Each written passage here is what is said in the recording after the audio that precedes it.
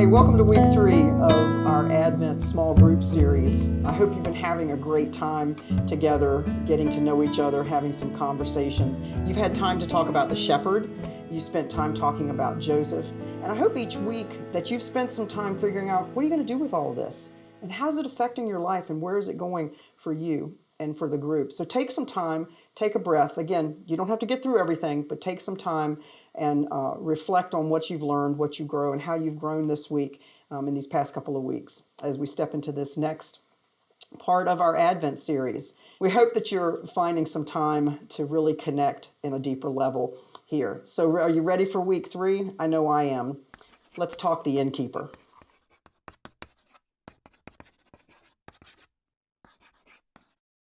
And while they were there, the time came for her baby to be born. She gave birth to her firstborn son. She wrapped him snugly in strips of cloth and laid him in a manger, because there was no lodging available for them. Whoa. What? We're talking about the innkeeper, right? Correct. Is it the version? Have you got a different version than I have? Nope, NLT. I don't have an innkeeper in my version. Me neither. So why are we talking about the innkeeper? Because we always talk about the innkeeper at Christmas.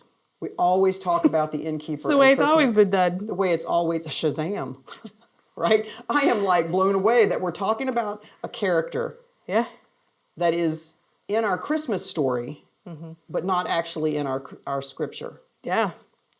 But is the person really in our scripture? I mean, there had to be somebody managing the lodging, right? Oh, absolutely. I mean, here comes Joseph and Mary, and she was heavy with child in different versions. They were having to travel a great distance, right, because of the census thing, right? And so they get there, and they've got to be afraid and worried because they got a baby coming, and they're doing all this, and here they are afraid, and they got to find a place to stay. Yeah. And whether they had family or not, we don't know whether they were family, but we do know that they went somewhere that they were basically turned away. Yeah, and we know, it says there was no lodging available, so they're in this manger, right? They're in this place where the animals typically were.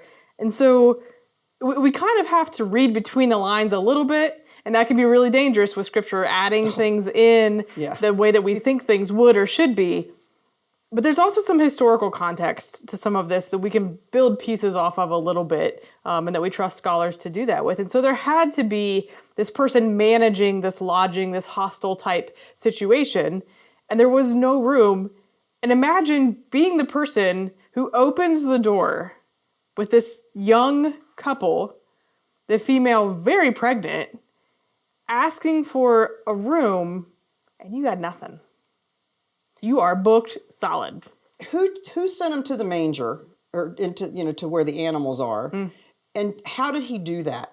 I mean, and when he opened the door, did he even care that it was a young couple? Was he so, and this gets us back to this like fear and awe thing that we're going to be talking about, and you're going to talk about this week, is, are they in a place where he's not even noticing them? Is he just sending them one? Or maybe he sees she's pregnant and he says, well, I don't have a room, but you can go stay in the stable. Right. I can't imagine. It had to be a busy time, right? Well, it had to be a hectic time. Census. Yeah, the census and everybody that was coming back to town, and to try and react and respond to all of them.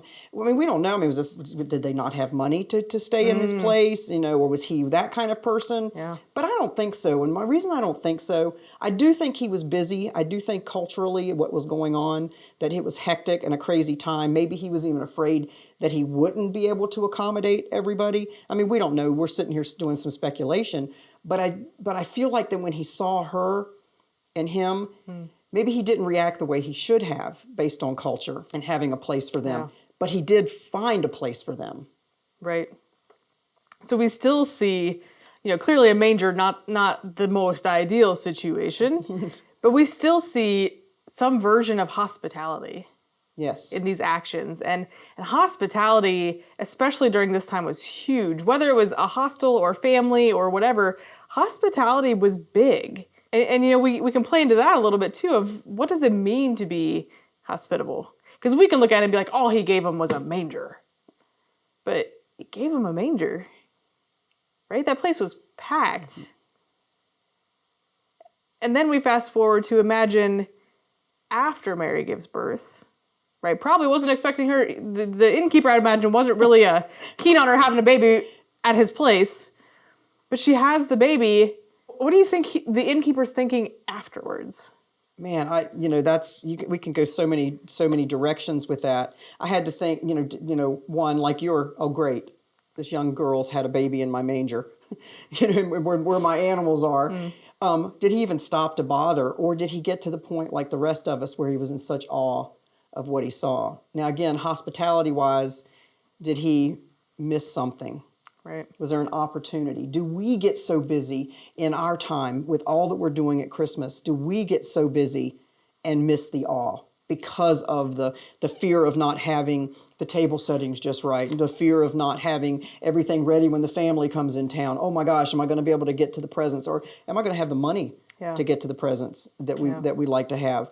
What are we missing? Again, just like these past couple of weeks, from the fear or the busyness or the hecticness that he was experiencing to when maybe he really experienced the awe of, I didn't know. Yeah. If I had only known. Is there so much in between, whether we know who the innkeeper is or not? How are we the innkeeper in that story? How do we become the innkeeper?